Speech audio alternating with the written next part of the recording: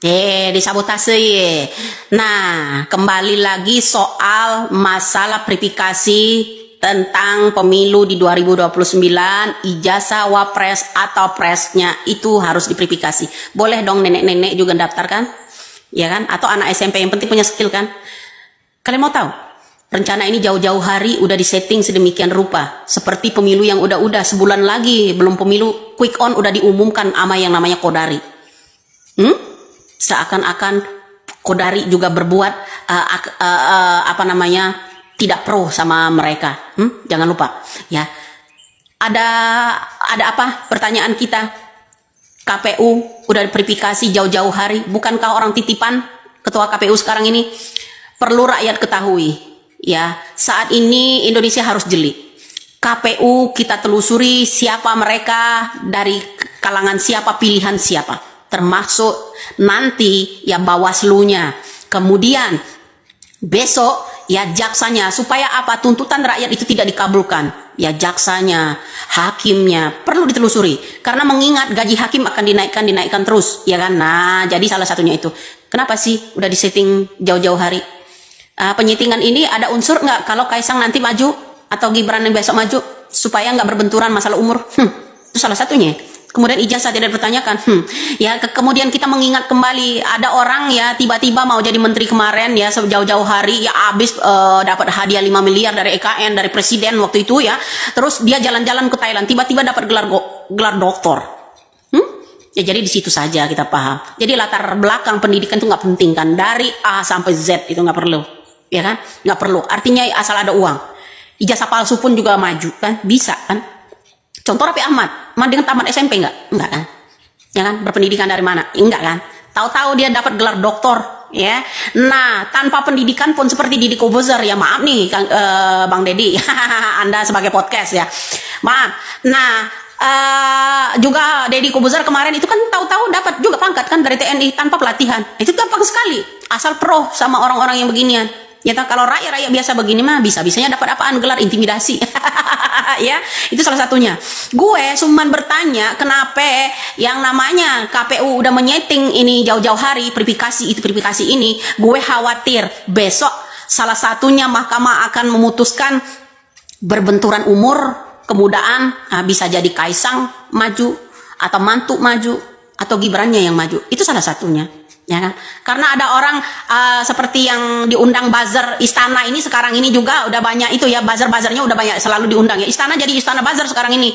Buzzer keluar masuk bebas loh. Dulu mahasiswa aja susah lo masuk sana ya. Jadi sekarang ini ya, apalagi penyerangan itu ya, Gibran salah satunya harapan saya.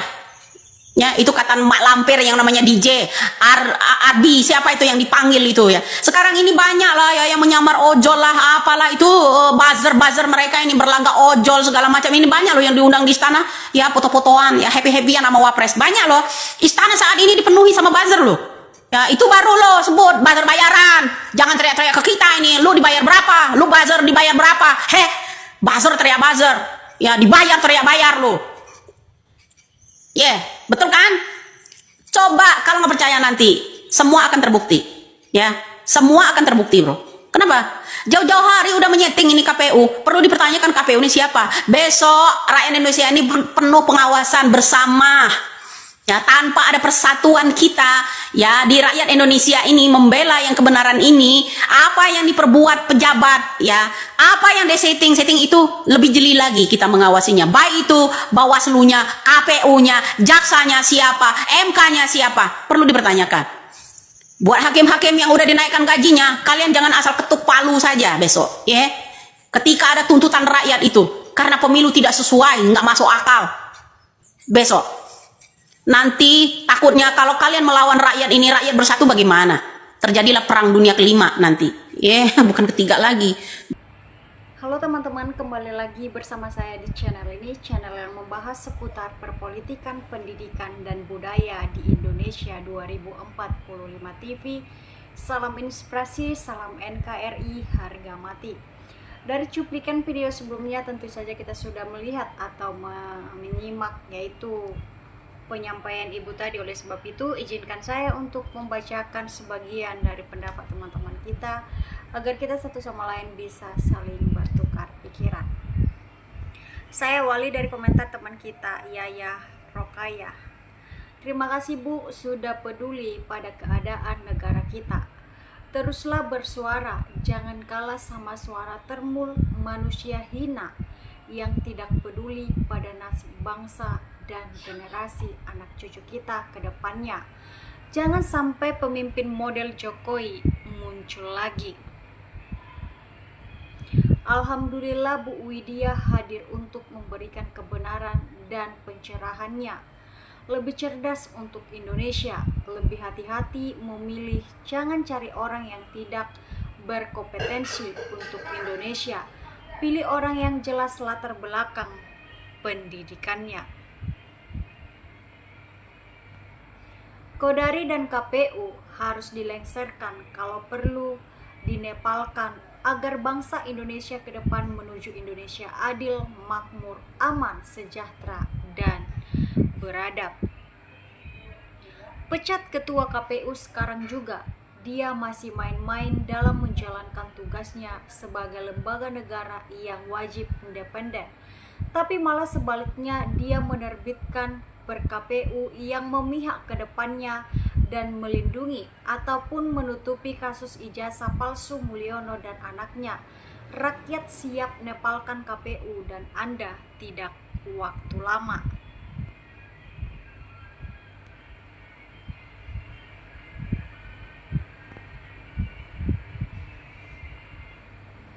KPU buat aturan sendiri, buat lindungi kepentingan Jokowi dan Gibran. KPU harus bertanggung jawab atas ijazah palsu Jokowi dan Gibran yang meloloskan jadi calon presiden dan wakil presiden.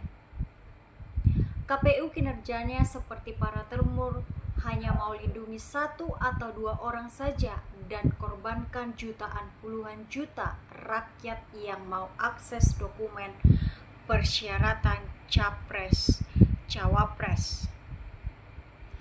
Betul sekali emak, sebetulnya di rejim Jokowi emang semua lembaga settingan. Contoh, Pilpres setahun sebelumnya dan tahu hasilnya yang menang. Emang benar-benar gila. Dirasa rakyat-rakyat kecil ini emangnya dikira nggak tahu. Pecat ketua dan jajaran KPU pusat, keputusan Komisi Pemilihan Umum atau KPU yang sempat mengeluarkan aturan untuk merahasiakan dokumen presiden dan wakil presiden, jelas menimbulkan tanda tanya besar. Pertama, aturan tersebut nyata-nyata bertentangan dengan Undang-Undang Nomor 14 Tahun 2008 tentang keterbukaan informasi publik. Dalam hukum peraturan KPU tidak boleh melampaui undang-undang. Artinya, sejak lahir aturan itu cacat secara hukum. Dan yang kedua, dari sisi momentum tidak ada relevansi mendesak. Pemilihan presiden baru dan berlangsung pada 2029. Lalu mengapa aturan itu keluar sekarang? Publik wajar menafsirkan bahwa peraturan tersebut lebih berfungsi sebagai perisai politik bagi mantan Presiden Joko Widodo dan putranya Gibran Rakabuming Raka ketimbang sebagai kebutuhan penyelenggaraan pemilu.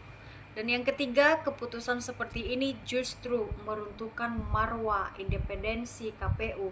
Sebagai penyelenggara pemilu, KPU seharusnya berdiri di atas semua kepentingan, bukan malah menimbulkan kesan melayani kepentingan kekuasaan.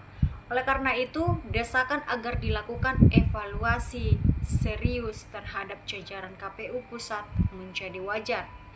Jika terbukti ada pelanggaran serius atau sumpah jabatan dan prinsip penyelenggara pemilu yang independen, maka pemecatan ketua dan anggota KPU bukanlah hal berlebihan atau meskipun KPU tersebut sudah dibatalkan.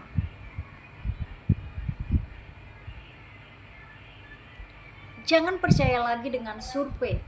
Wahai rakyat, contoh yang untung Kodari bisa ke istana karena survei banyak plus janji jabatan, maka tuh Kodari hasil dosa loh. Sebelumnya ditanyakan lolos verifikasi di KPU, seharusnya semua dokumen calon baik capres, cawapres, caleg DPR, caleg DPRD, caleg gubernur, wali kota, bupati, dan DPRD diuji keasliannya oleh ahli digital forensik yang netral dan dinyatakan sah, baru KPU bisa mengumumkan yang lolos verifikasi. Kita lanjut lagi dari teman kita Adi Setiawan. KPU sudah tidak fair. KPU dan jaksa terlibat memanipulasi suatu pemilu adil dan penjara. Gibran, Kaisang, Bobi udah gak laku. Jadilah irang biasa. Gak ada yang tertarik. Gak zamannya ngumpet-ngumpeti lindungi pejabat salah, langgar-langgar hukum. Jangan anggap enteng, geng jet rakyat dah muak dibungkam, dijajah, dibohongi, dijebloskan. Tahanan zamannya revolusi aturan-aturan yang bobrok-bobrok, ganti yang benar menurut undang-undang yang berlaku. Gak takutkah dinepalkan? Maju terus, pantang mundur.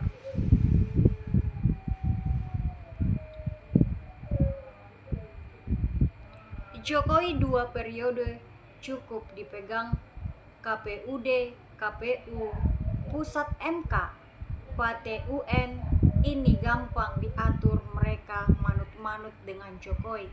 Karena dapat yang basah semua hasil pemilu jauh-jauh hari pemenangnya sudah ada hasil. Pemilu itu sekedar formalitas rakyat, sia-sia buang-buang waktu ke TPS. Mantap. Bakat terus keburukan pejabat, keburukan penguasa, rakyat tetap melindungi embak bersatu. Rakyat Indonesia melindungi embak ini. Bukan hanya harus jeli, rakyat juga harus cerdas dan pintar. Rakyat Indonesia terlalu terpesona dan terkesima saat bansos dan notabene jor-joran keluar saat menjelang pilpres dan pilkada saja. Sudah waktunya rakyat Indonesia jangan tertipu sogokan receh. Pilihlah pemimpin yang punya rasa takut sama Allah biar tidak tertipu janji manis pemilu. Kalau ada demo kembali sudah perlu dipertimbangkan menepalkan kantor KPU, sebab kejadian sekarang memahami kita peran KPU dalam hasil pemilu kemarin. Presiden dan DPR RI harus copot ketua KPU dan pejabat KPU lainnya. Sudah jelas ada niat jahat dirancang untuk bentengi kecurangan Pilpres 2029. Bukan hanya pecat, tapi harus dihukum setimpal karena mempermainkan pemilu. Yang terhormat terkait pemilu, seharusnya yang membuat undang-undang harus persetujuan DPR untuk menghindari manipulasi keberhakan terhadap tata kepala kelola para calon demi ketegaknya keadilan di NKRI. Karena Prabowo presiden terpilih, selayaknya ganti komisaris KPU, Bawaslu, KPU Kejagung, MK, Kapolri yang sekarang pilihan presiden yang lalu. Ibu cerdas buat negara ini, siapa nyusul akal sehat, semua anggota KPU bertanggung jawab dunia akhirat, berani. Rakyat harus tahu rekam jejak pendidikan atau ijazah yang sah untuk semua calon pejabat seperti capres, cawapres, gubernur, bupati, wali kota. Rakyat harus tahu calon pemimpin, jangan dirahasiakan. Saya akan membacakan yaitu komentar terakhir dari teman kita, Rohadi. KPU kerja, jangan lagi tipu-tipu. Mari jujur-jujur, budayakan, jangan ajari rakyat kami sakit-sakit. Kepala darah tinggi, semua sadar-sadar. Tak perlu hancurkan Indonesia, apa yang kurang dari kalian. Rakyat cukup sabar, dan sabar. Pendidikan itu sangat perlu dibutuhkan, biar kita cerdas, tidak dibohongi sama mereka lagi. Misal presiden dan wakil presiden harus minimal S1. Kalau lebih baik yang di atasnya atau pemimpin negara, rakyatnya saja banyak S1, S2, S3, profesor. Ayo cari yang baik. Banyak undang-undang pemilu yang harus dirubah. Bila perlu yang profesor biar diadu di pemilu mana yang baik. Itulah komentar teman-teman kita yang menanggapi cuplikan video yang barusan saja kita tonton. Bagaimana pendapat Anda? Silahkan komen di kolom komentar. Salam inspirasi, salam NKRI, harga mati.